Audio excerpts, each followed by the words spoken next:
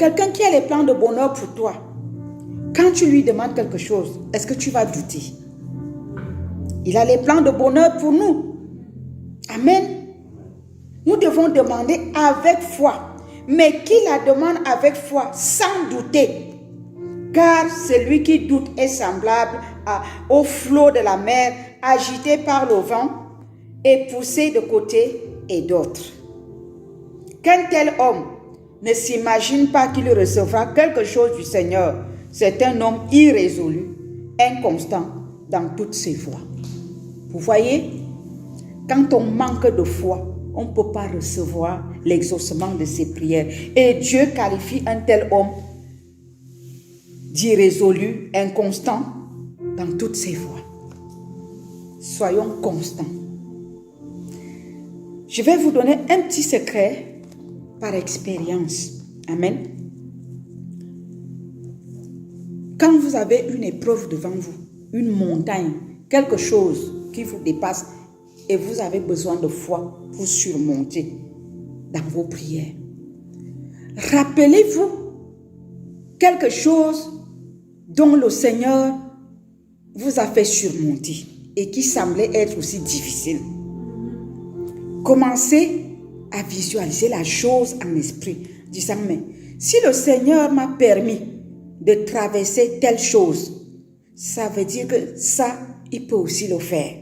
Amen. Bon. Si vous n'arrivez vraiment pas à vous rappeler que le Seigneur vous a déjà exaucé, vous a déjà sorti des situations difficiles, ok. Prenez l'exemple de quelqu'un que vous connaissez autour de vous, dont Dieu a accompli un miracle. Mais moi, je sais que Dieu a accompli des miracles dans chacune de vos vies. Chaque personne vivant sur cette terre a une histoire avec Dieu. Même si les hommes me connaissent, parce que l'être humain est né pour être ingrat. Du moment où tu es dans le problème, ah, merci Dieu, le lendemain, tu as oublié. Tu ne penses qu'aux choses qui ne sont pas encore réalisées. Si c'est votre cas, pensez au moins aux choses que Dieu, lui, il fait dans ma vie. Amen. Dites, le Dieu là, le Dieu de mon pasteur là, ce Dieu là qui fait les miracles avec elle.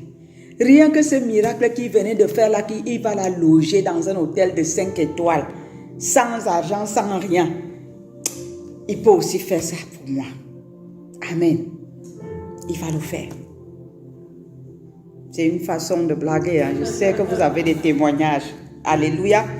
Donc ça aiguise votre foi. Quand tu es devant une situation, commence à penser les bonnes choses que Dieu a fait dans ta vie. Place ça devant toi. Merci Seigneur, tu m'as permis de traverser telle épreuve. Tu m'as permis de traverser ça. Tu as été la solution à tel endroit, à telle chose. Ce n'est pas cette fois-ci que tu vas m'abandonner. Le psaume 34, je pense, verset 6 ou 7, dit que quand on se confie à l'Éternel, le visage ne se couvre pas de honte. Amen. Donc, mettez votre confiance en Dieu, votre visage ne se couvrira jamais de honte. Amen. Dites à Dieu, si ta parole est vraie, si tu as dit ceci, tu n'es pas un Dieu menteur. Alors moi, je veux voir comment tu vas te transporter, comment tu vas devenir menteur cette fois-ci. Ta parole dit que si on te fait confiance, le visage ne se couvre pas de honte. Moi, je veux voir comment mon visage va se couvrir de honte alors que je te fais confiance. Mettez-le à l'épreuve. Dieu aime les défis. Alléluia. Mais croyez à ce que vous dites et ce que vous faites vous-même. Amen. Jacques chapitre 4, le verset 3 à 4. Je lis au nom de Jésus. Il dit, vous demandez et vous ne recevez pas, parce que vous demandez mal dans le but de satisfaire vos passions. Vous voyez? Il continue en disant, adultères que vous êtes, ne savez-vous pas que l'amour du monde est inimitié contre Dieu? Celui donc qui veut être ami du monde se rend ennemi de Dieu. Ne demandons pas les choses qui ne glorifient pas Dieu. Amen. Et commencer à lui citer la parole pour dire que oui, Seigneur, tu as dit ceci, Seigneur, tu as dit cela. Il a dit, mais dans quel cadre? Amen. Toi, tu vas demander quelque chose qui n'est pas faisable, qui ne rentre pas en accord avec sa parole. Tu vas beau citer les saintes écritures, rien ne va se passer parce que Dieu ne se contrarie pas. Il répond à sa parole. Il dit, si nous demandons les choses selon sa volonté, il le fait. Rassurons-nous que ce que nous sommes en train de demander, le Saint-Esprit est en accord avec nous. Tu ne vas pas aller dire à Dieu, tu as dit que tout ce que je demanderai en priant, tu le feras au nom du Seigneur Jésus. Donne-moi la possibilité d'aller voler l'argent dans le sac de ma copine. Attends, où est la parole de Dieu là-dedans? Hein? Tu as beau mettre ta foi en action, c'est le diable qui va t'exaucer, ce n'est pas Dieu. Alléluia. Donc ne demandons pas les choses dans le but de satisfaire nos passions. Hein? Alléluia. Mais demandons les choses selon la volonté de Dieu. Il n'est pas interdit de demander un conjoint, une conjointe à Dieu. Alléluia. Dieu a créé le mariage. C'est lui qui a initié le mariage. Donc, si tu demandes un conjoint, une conjointe à Dieu, tu as raison. C'est sa parole. Il n'est pas bon que l'homme soit seul. Alléluia. Amen. Il dit qu'à deux, on est mieux qu'un. Tu lui cites la parole. Et tu ne demandes pas parce que tu veux satisfaire ta chair. Tu lui dis, je demande parce que toi-même tu as envoyé les disciples deux à deux. Je veux mon coéquipier, je veux ma coéquipière. Alléluia. Oui. Faut pas se voiler les yeux. Et ce n'est pas un sujet tabou. Amen.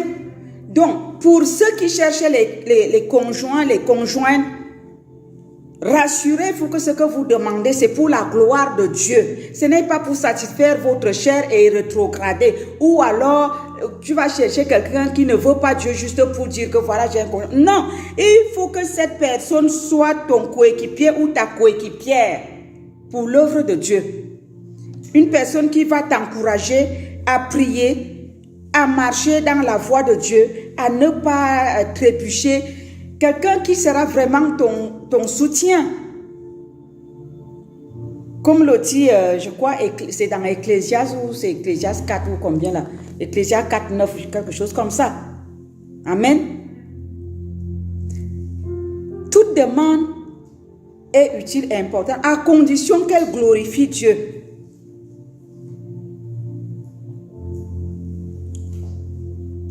Dieu a besoin premièrement de nos cœurs. Voilà les choses qui bloquent nos prières aussi. Mon cœur est ailleurs, mais moi je viens lui demander les choses comme un boutiquier. Il n'est pas notre boutiquier, il est notre papa. Le Seigneur voudrait une relation étroite avec nous. Amen. Est-ce que si tu n'es pas en bon terme avec ton parent, ta mère ou ton père, tu peux seulement atterrir et tu commences à venir demander quelque chose? Voilà. Nos cœurs sont ailleurs, nos pensées sont ailleurs. Subitement, quand on a besoin de quelque chose, je m'en vais jeûner, je m'en vais prier. Ce n'est pas la religion. Amen. Donc, pour casser cette atmosphère, ce froid entre le Père et nous, quand on n'est pas dans les bonnes conditions, nous devons commencer par l'adoration et la louange. Amen. Pour que nos cœurs soient imprégnés de la présence du Saint-Esprit. Dieu siège au milieu des louanges et de l'adoration. Les choses que je suis en train de vous partager, c'est mon expérience. C'est des choses que ce n'est pas quelqu'un qui m'a enseigné. Si oui, c'est le Saint-Esprit. De comment est-ce que je procédais ou que je procède et ça marche. Amen. Dieu a besoin d'abord premièrement de nos cœurs avant de nous adresser à lui pour nos demandes. Rentrons, prenons un temps de louange et d'adoration. La louange et l'adoration, ce n'est pas seulement Alléluia. Non, dans tes paroles, Oh mon Dieu, je n'ai que toi. Quand je pense à tout ce que tu as fait dans ma vie, je ne peux que te célébrer, je ne peux que t'élever, je ne peux que te louer, je ne peux que t'exalter. Les mots me manquent pour te glorifier. Père, tu m'as sorti des accidents de voiture, des accidents d'avion, Seigneur, les agressions, des maladies, Père éternel, mon Dieu. Tu m'as préservé du Covid, Père éternel, mon Dieu. Je bénis ton Saint-Nom pour tout ce que tu fais. Je te loue, tu dis des bonnes choses, tu te souviens, tu te rappelles des grandes et des bonnes choses qu'il a fait. D'abord pour toi, pour l'humanité, autour de toi, dans le corps de Christ, comme tu veux. Tu prends un temps. Quand tu entres dans cette dimension-là, est-ce que tu as encore le temps des bruits de ce monde? Parce que tu es dans une dimension où tu te rappelles des bonnes choses, des grandes choses et tu parles à ton Père. Ton cœur devient directement connecté à lui. Que lorsque peut-être tu sors d'un travail ou bien tu sors des cours pour les étudiants, les élèves, et tu entres à l'église, et puis on dit prier, tu te lèves, pendant que tu pries, tes lèvres bavardent là, tes lèvres bougent, et ton cœur est resté là-bas avec ta copine. Vous savez, Dieu a besoin de nos cœurs. La présence de Dieu dans nos cœurs est importante pour débloquer les situations. Des fois, les gens battent l'air, on dit prier. Quelqu'un est en train de penser comment j'ai laissé la marmite au feu. Demain, je dois aller faire les cours. Pendant ce temps, les lèvres bougent. Tu pries. C'est pas la prière, ça. Vraiment, il faut frayer un chemin pour rentrer en communion avec Dieu. Il faut louer, il faut l'adorer, il faut lire. Des textes comme je vous donnais tout à l'heure là, qui peuvent activer votre foi et rentrer dans cette dimension-là. Quand tu te prépares comme ça et tu rentres dans un jeûne, je vous rassure, vous ne pouvez pas finir ce jeûne sans avoir eu la réponse de Dieu. Parce que vous êtes avec lui. Quand Moïse montait en montagne, il était avec lui, et il écoutait, il recevait. Essayons de rentrer dedans avec lui, dans la louange, dans l'adoration. Nous allons l'écouter. Il va nous parler. Amen. Notre esprit sera dedans. Nos cœurs ne seront plus partagés. Combien de fois je rends grâce à Dieu, je bénis l'Éternel. Il y a beaucoup de personnes qui ont de la peine à lire la Bible. Quand ils lisent la Bible, leur esprit pense à 1000 choses à la fois.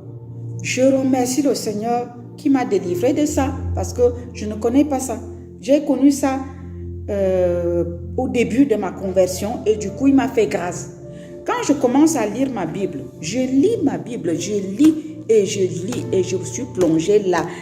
J'ai oublié l'existant, que tout le reste là existe autour de moi. J'ai oublié tout ce qui existe autour de moi.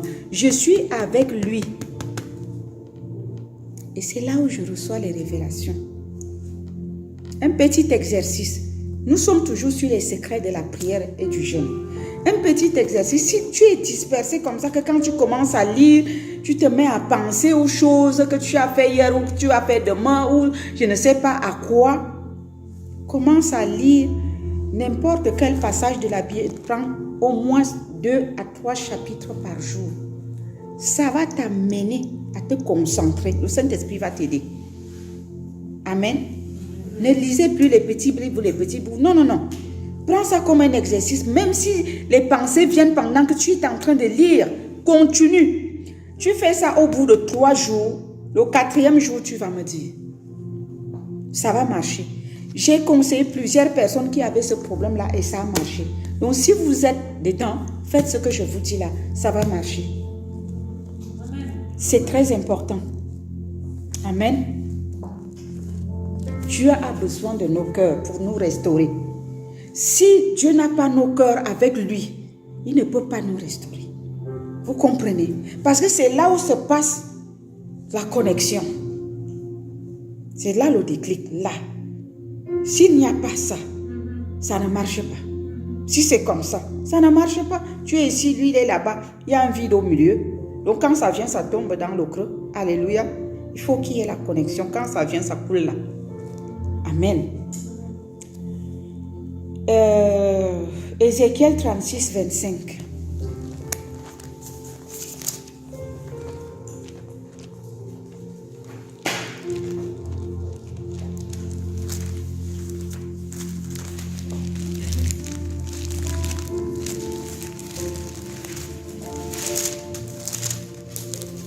Ézéchiel chapitre 36, à partir du verset 25.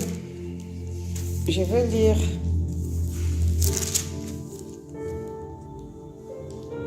au nom de Jésus. Je vais lire jusqu'au verset 36, pardon.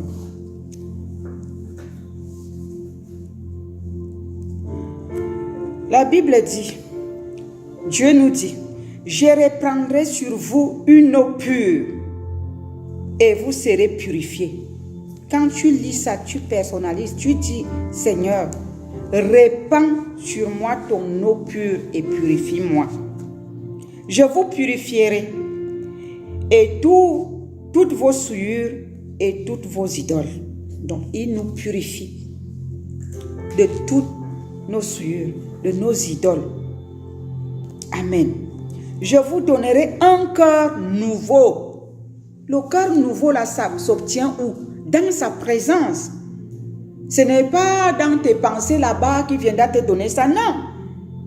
C'est en lisant sa parole, en communiquant avec lui, en l'adorant, en le louant, tu te rapproches de lui. Le Saint-Esprit te rapproche de lui et il vient te donner un corps nouveau. Un cœur qui ne va plus penser. Quand on dit prier, adorer, tu commences à penser comment tu vas aller faire le shopping demain. Non. Je vous donnerai un corps nouveau et je mettrai en vous un esprit nouveau. Voilà quelque chose que nous devons demander à Dieu avant de rentrer dans nos jeûnes et prières. Seigneur, renouvelle mon cœur. Donne-moi un cœur nouveau, un esprit nouveau, que je puisse être en communion directe avec toi. J'ôterai de votre corps le corps de pierre et je vous donnerai un corps de chair. Je mettrai mon esprit en vous et je ferai en sorte que vous suivez mes ordonnances et que vous observiez et pratiquiez mes lois. Verset 28. Vous habiterez le pays que j'ai donné à vos pères. Le pays de la bénédiction. Nous sommes les enfants d'Abraham. La bénédiction d'Abraham est pour nous. Vous serez mon peuple et je serai votre Dieu. Je vous délivrerai de toutes vos souillures. J'appellerai le blé et je le multiplierai. Est-ce que avant de nous avoir donné un nouveau cœur, il a donné ça? Il donne ça quand la connexion est établie. Alléluia, la transformation s'opère et la bénédiction s'ensuit.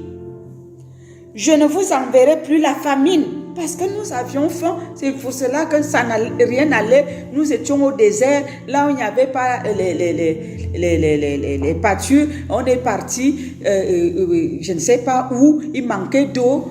On est revenu à lui pour dire, papa, on meurt de sécheresse. Qu'est-ce qu'on fait? Aide-nous. Il dit, je ne vous enverrai plus la famine. Je multiplierai le fruit des arbres et le produit des champs, afin que vous n'ayez plus l'opprobre de la famine parmi les nations. Alors vous vous souviendrez de votre conduite. C'est notre conduite qui nous conduit dans le désert. Ce n'est pas toujours le diable. Amen. Alors vous vous souviendrez de votre conduite qui était mauvaise et de vos actions qui n'étaient pas bonnes. Vous vous prendrez vous-même en dégoût à cause de vos iniquités et de vos abominations. Ce n'est pas à cause de vous que j'agis de la sorte, dit le Seigneur l'Éternel, sachez-le. Ayez honte et rougissez de votre conduite, maison d'Israël. Ainsi parle le Seigneur l'Éternel. Le jour où je vous purifierai de toutes vos iniquités, je peuplerai les villes et les ruines seront relevées. Si nos cœurs sont à Dieu, si nos cœurs sont transformés, voilà ce qui va suivre. Voilà la bénédiction que Dieu va relâcher sur nous. Et pour cela, c'est comme je vous ai dit, je vous ai frayé le chemin. La louange, l'adoration, faire confiance au Saint-Esprit, avoir la foi, aller parler à Dieu. Je peuplerai les villes et les ruines seront relevées. La terre dévastée sera cultivée tandis qu'elle était déserte aux yeux de tous les passants. Et l'on dira, cette terre dévastée est devenu comme un jardin d'Éden. Et ces villes ruinées, désertes et abattues sont fortifiées et habitées. Alléluia. Ça veut dire que l'ennemi t'avait dépouillé. La sécheresse est rentrée. Tu n'as plus rien. Mais parce que tu t'es rapproché de Dieu, tu t'es laissé toucher par Dieu, il a changé ton cœur. Il a opéré quelque chose en toi. Il t'a donné un nouveau cœur. Tu t'es rapproché de lui. Le Saint-Esprit t'a tenu la main. Tu as eu la foi que ce Dieu peut changer ma vie. Parce que c'est un Dieu qui change les temps et les circonstances. Tu t'es rapproché à lui. Le Seigneur change tout. Et ceux qui te voyaient comme quelque chose de fini, quelque chose sans espoir, leurs yeux s'ouvriront et ils sauront que Dieu est réel et il existe. Verset 36 dit, « Et les nations qui resteront autour de vous sauront que moi l'Éternel, j'ai rebâti ce qui était abattu. » Dieu a besoin de nos cœurs pour transformer les temps et les circonstances de nos vies, de nos destinées. Et le monde sera que c'est Dieu qui nous a rebâtis, il nous a reconstruits, parce qu'il est celui qui restaure ce qui est courbé et planter ce qui était dévasté. Moi l'Éternel, j'ai parlé et j'agirai. Amen. Quand tu rentres dans le jeûne, tu lis de tels passages. Est-ce que ça ne te donne pas le courage? Est-ce que ça n'allume pas ta foi? Alors, il ne faut pas entrer dans le jeûne sans avoir dialogué avec le Père dans sa parole. Rappelons à Dieu ses saintes écritures, ses paroles, lisons ses principes avant de rentrer dedans. Il faut activer sa foi. Amen. Avec de tels passages. Il y a un code à suivre. Dieu nous montre ses principes. Rentrons dedans.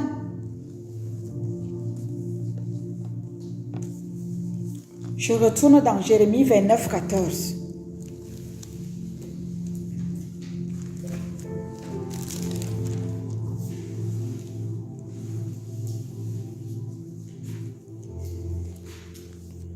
J'ai eu à le lire à partir du verset 11, mais là je viens juste le verset 14. Il dit, « Je me laisserai trouver par vous, dit l'Éternel, et je ramènerai vos captifs. Je vous rassemblerai de toutes les nations et de tous les lieux où je vous ai chassés, dit l'Éternel, et je vous ramènerai dans le lieu d'où je vous ai fait aller en captivité. » Quand on est en captivité, mais c'est la mort partout. Quand je parle de mort, ce n'est pas la mort physique. Tout ce qu'on touche ne marche pas. Amen. On est en captivité. Tu travailles, tu ne vois pas ce que tu fais avec ton argent. Tu achètes même une voiture, elle tombe en panne. Tu construis une maison, elle brûle. Tout ce que tu peux vouloir faire, rien ne marche. C'est la mort spirituelle. C'est le chaos. C'est la captivité. Mais le Seigneur dit, donne-moi ton cœur. Je vais te donner un nouveau cœur. Rapproche-toi de moi et je te donnerai un nouveau cœur. Et je vais te bâtir, je vais te renouveler, je vais te sortir de cette captivité, je vais t'établir. J'ai les plans de bonheur pour toi et non les plans de malheur. Chrétien, Dieu n'a pas les plans de malédiction, de malheur pour nous. Il a plutôt les plans de bonheur. Dieu veut notre bien. Prions et jeûnons avec foi et tenons-nous sur ces saintes écritures. Amen. Il est bon de prier avec la parole de Dieu. Dieu veut nous restaurer. Il dit, je te donnerai un nouveau nom. C'est dans Ésaïe 62. Allons voir. S'il parle d'un nouveau nom, ça veut dire que le diable t'a déjà collé une étiquette qui n'est pas la sienne. Amen.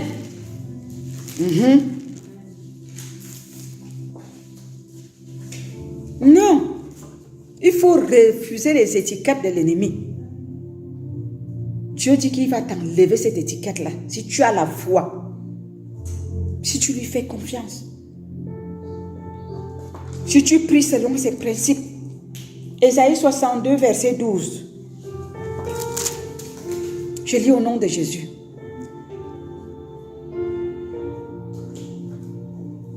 D'ailleurs, je peux commencer.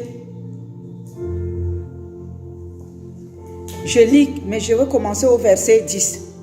Franchissez, franchissez les portes, préparez un chemin pour le peuple.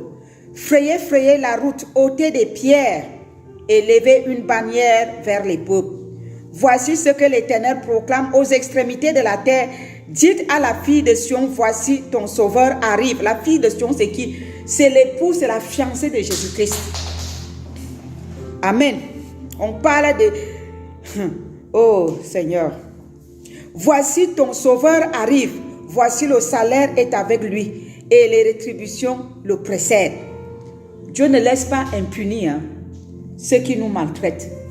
Vous comprenez? Il y a, ça dit, même quand tu souffres là, que tu t'es égardé, le Seigneur, il nous aime. Quand il te sort de là, il donne aussi le salaire de ceux qui te maltraitaient. Bon, ce n'est pas le sujet. Verset 12. On les appellera peuple saint, racheté de l'Éternel, et toi, on t'appellera racheté, ville non délaissée. Vous comprenez? Nous ne sommes pas les délaissés. Nous sommes les rachetés de l'Éternel. Dieu ne nous a pas abandonnés. C'est juste que nous devons apprendre à prier avec ses principes, son protocole. Nous devons nous approcher de lui selon son protocole. Amen. C'est tout. Il ne nous a pas abandonnés. Changeons notre manière, changez votre manière de prier. Les choses vont aussi changer. Vous verrez l'exaucement. Est-ce que vous avez compris quelque chose? Oui. Est-ce que ce partage vous a aidé? Amen. Que le Seigneur vous bénisse et qu'il vous amène à le rencontrer ces 3 jours qui viennent. Mais n'attendez pas le jour J. Commencez dès maintenant. Exercez-vous dès maintenant. Et les choses vont changer dans votre vie. Père, je prie au nom de Jésus que toute personne qui a de la peine à comprendre la différence entre le jeûne, la prière et la foi, papa, reçoive la révélation que tu m'as donnée par ton Saint-Esprit. Parce que c'est ton Saint-Esprit que tu as envoyé me révéler les choses. Mais révèle aussi à mes frères et à mes sœurs, Père éternel, mon Dieu, la différence entre le jeûne, la prière, la foi et comment manier les 3. Père, pour entrer dans ses promesses, dans sa destinée. Merci, Papa, de changer la manière de prier de ton peuple. Amène ton peuple à ouvrir leur cœur pour que le Saint-Esprit y demeure et opère à la dimension que tu les attends. Père, c'est toi qui peux le faire. Aucun homme ne peut le faire. Je n'ai pas mérité. Tu m'as fait grâce. Je demanderai la même grâce, Seigneur, et même plus pour mes frères et mes sœurs qui m'écoutent en ce moment. Pour que eux aussi, ils apprennent à prier avec les saintes écritures en s'appuyant sur ton Saint-Esprit qui sait toutes choses. Lui qui connaît la révélation qui est cachée dans ton cœur. Oh Papa, que le Saint-Esprit soit le meilleur conducteur de tes enfants au moment de jeûner ou de prier. Que le Saint-Esprit booste leur foi, car une prière sans foi, c'est nul. Un jeûne sans foi, c'est 0. Alors, aide-les, comme tu m'as aidé aussi, car je ne le connaissais pas. Béni soit ton Saint-Nom, Père, au nom de Jésus-Christ. Amen. Soyez bénis.